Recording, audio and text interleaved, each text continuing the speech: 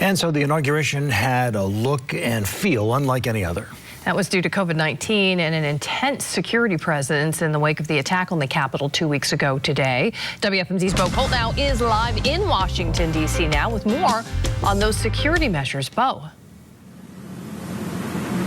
Well, Rob and Wendy, those security measures appear to have done their job. We didn't see any acts of violence. We didn't see any protesters. In fact, we didn't see many people at all. And if you were outside those security gates, it felt a bit like a ghost town.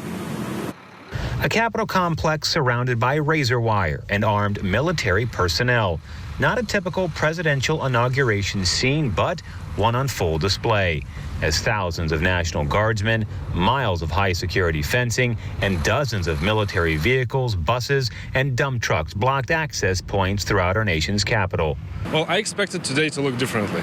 I expected to be people in the streets. I expected crowds. Instead, many D.C. streets were empty as the security vice tightened closer to the Capitol, White House, and National Mall. And many international journalists reported near boarded-up storefronts. A different-looking D.C., but one that couldn't keep away Montgomery County's Lori Nye. I just wanted to come and show support and just have a healing nation.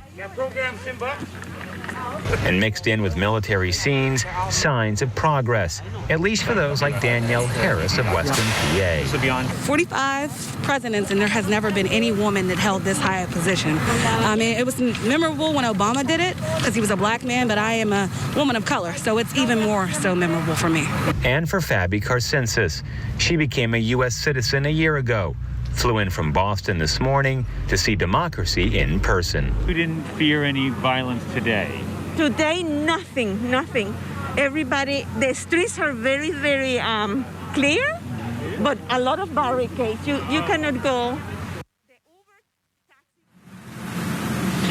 And those barricades were a big part of the inauguration. And again, we didn't see any protests. We didn't see any signs of violence. And before I go, I just have to say, this has been the third inauguration that I've covered.